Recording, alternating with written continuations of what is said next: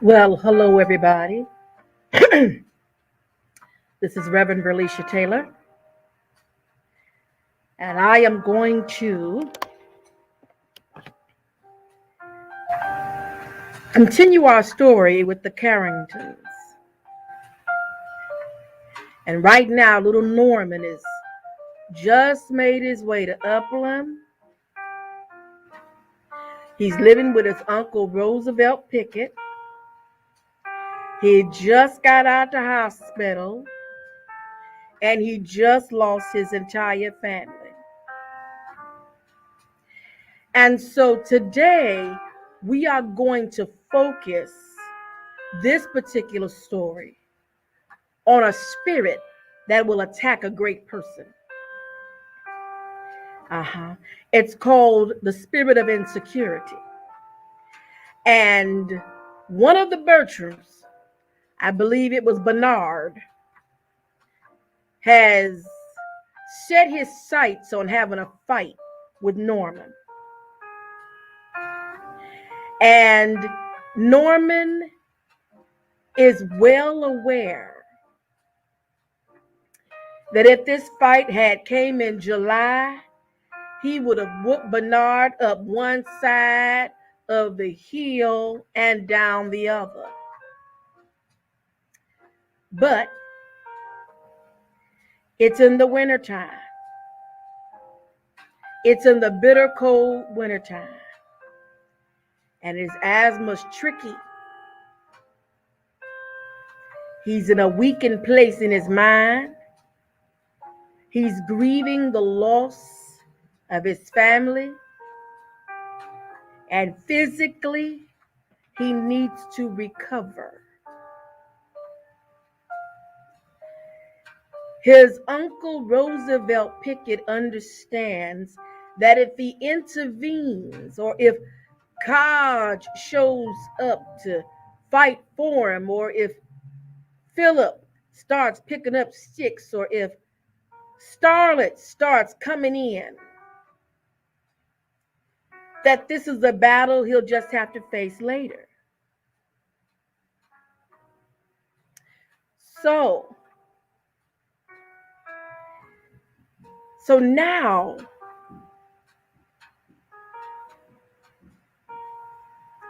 they're coming to realize that this is something they can't avoid, and neither can Norman.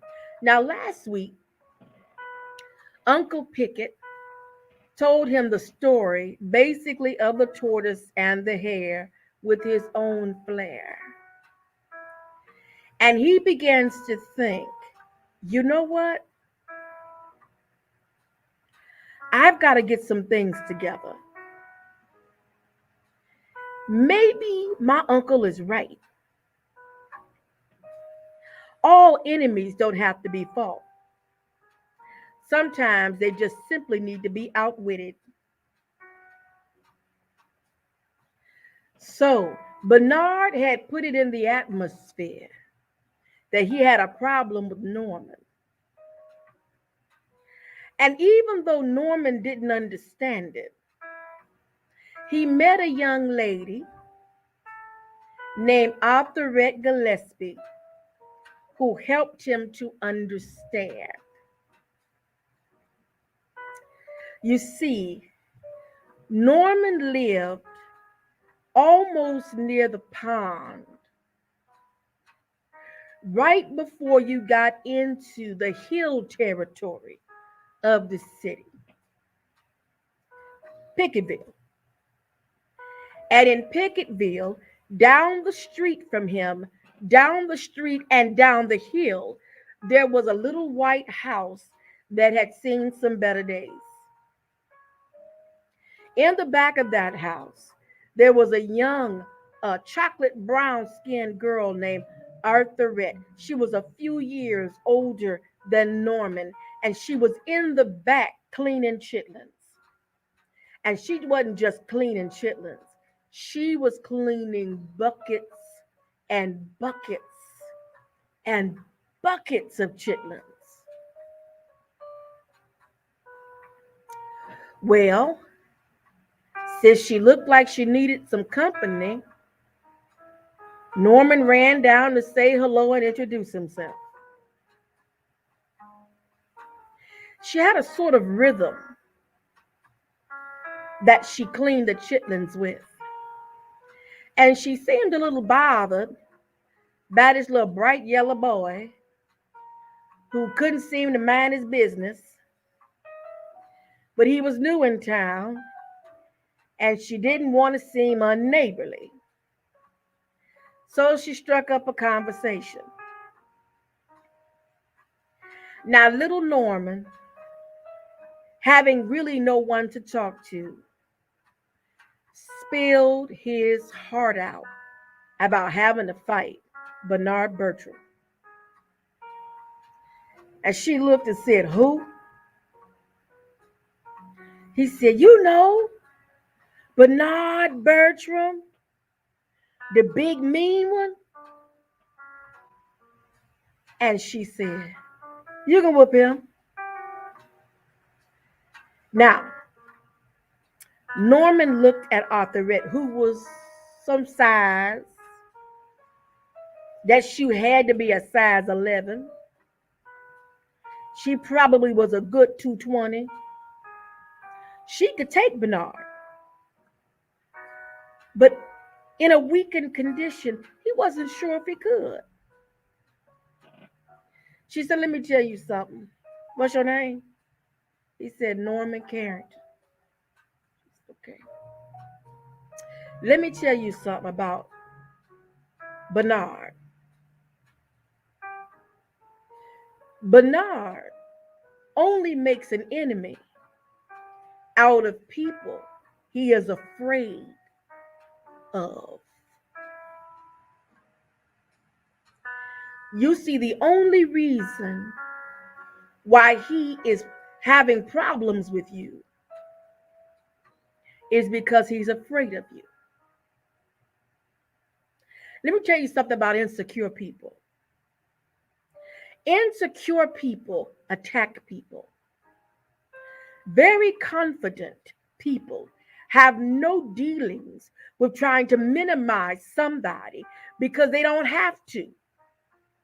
The only reason why Bernard is making an enemy out of you because there's something about you that makes him shake in his boots.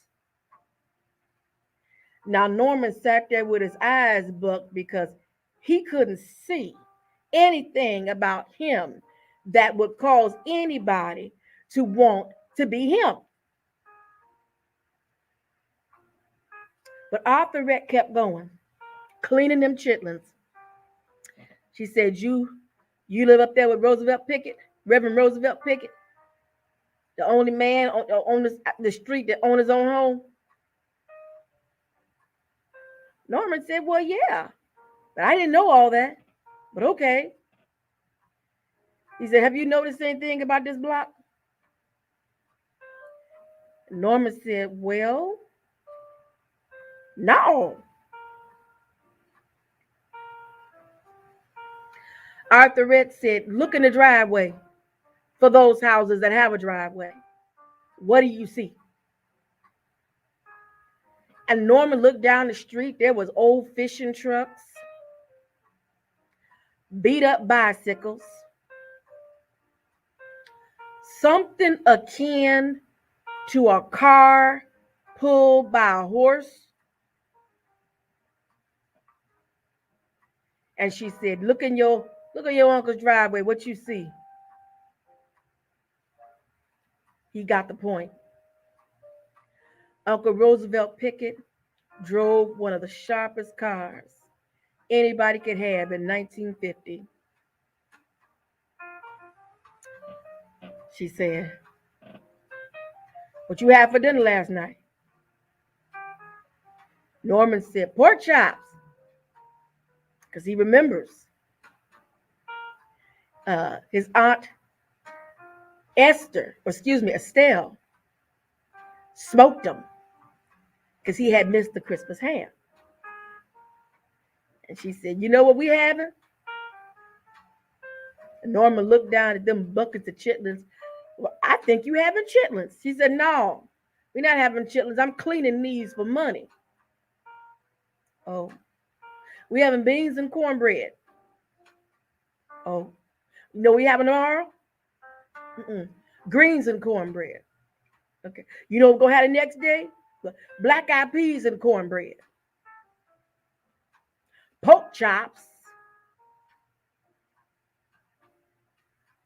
We didn't even get that for Christmas. Now do you see why Bernard Bertram has a problem with you? He was beginning to get it. Then she looked at him again and she said, you look educated. Can you read? Norman said, well, yeah. My mama taught me how to read on the front porch when I was 4. She said, can you count and cipher? And he said, well, yeah. My daddy taught me how to count change back from $1 when he sent me to the mercantile. Mm-hmm. Do you understand that Bernard Bertram is pushing 13 years old, sitting up in the 4th grade? Well, Norman said, he's still diligent to come. He said, he ain't coming for no school. That's Arthurette. She said, he coming because they give you lunch. That's all he want. He don't want no learning. Let me tell you something.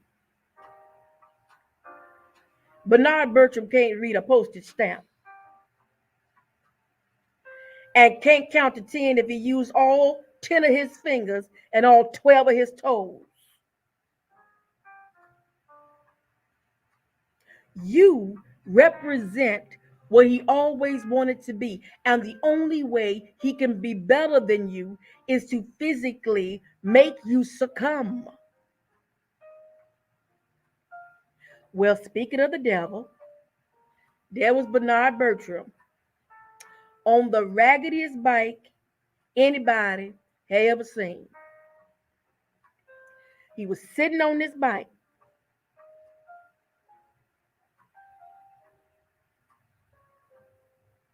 And after about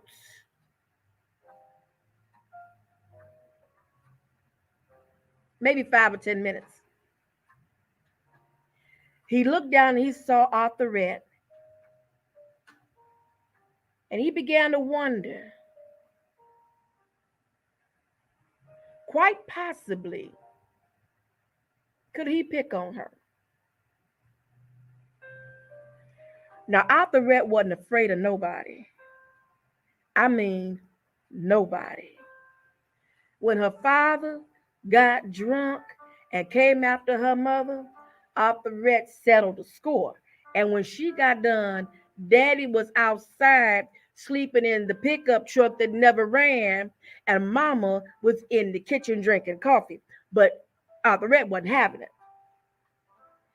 So Bernard looks down there and he said something really nasty to Arthurette. And she said, you know what? You gonna stop me from doing my work today? Norman just watched because he didn't know what was going to happen. She said, I'm cleaning chitlins.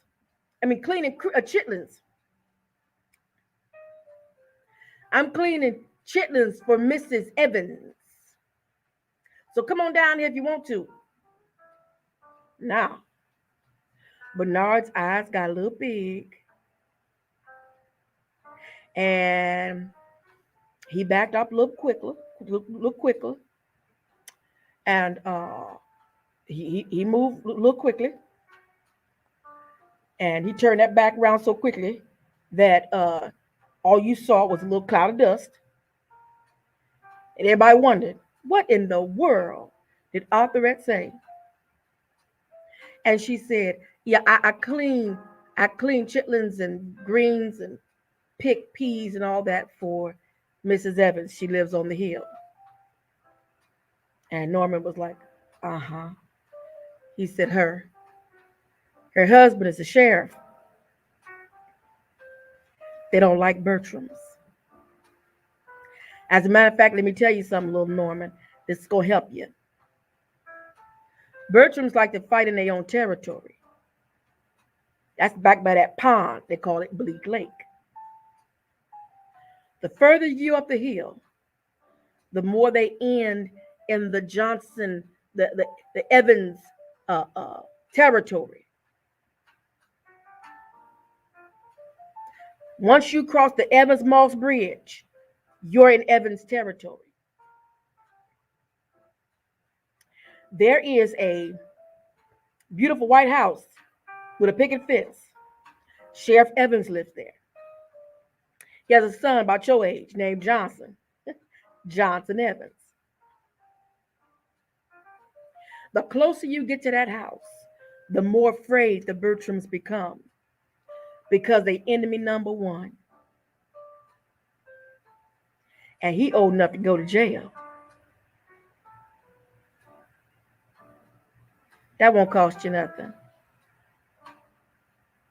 So that night, Norman went home, took him a bath, put on his sundries, because his sundries, excuse me, because his uncle always believed in sundries. Get your lotion, get your hair tonic, brush your teeth. As he laid in the bed after he spiffed up to go to bed, he thought, now I can use that piece of knowledge. Number one, he's already afraid of me. Insecure people will pick a fight with you because they're afraid of you. Insecure people focus on you because they're afraid of you. Insecure people make a target out of you because they're afraid of you. The battle is halfway won because they're afraid in the first place. Number two, the enemy don't do good outside its own territory. Yeah. They don't do, they need a backup. They need people to watch. They need a crew. They need somebody to be with. People like Norman come out the middle of the country. He used to rolling all by himself. He's fine alone. So Norman has already got part of his plan. When it comes time to face Bernard Bertram, he's not going to turn around and walk and go deep into Picketville, all the way back by that pond. He's going to go straight up that hill, heading for the Evans Moss Bridge. Now, as an asthmatic little boy, that's quite a feat to get up that hill. So now he's got to learn to conquer that hill. But that is a story for another day. So next week when I come back, he's going to get up that hill. He's going to find a way to condition himself to get up that hill. And he's going to meet a new friend by the name, I think I slipped and told you the name anyway, Johnson Evans. Him and Johnson Evans are the same age, but Johnson got a unique personality. We'll talk about that later. And it is from Johnson that he understands how powerful he really is and how his allegiances and alliances are powerful. All right? So, remember that. People who are insecure will make a target out of you and you ain't done nothing. And you probably ask, well, what have I done wrong? You've done nothing but be yourself. Insecure people cannot be near secure people. They make targets out of secure people. Sometimes you don't even know that you ticking people off just by being who you are.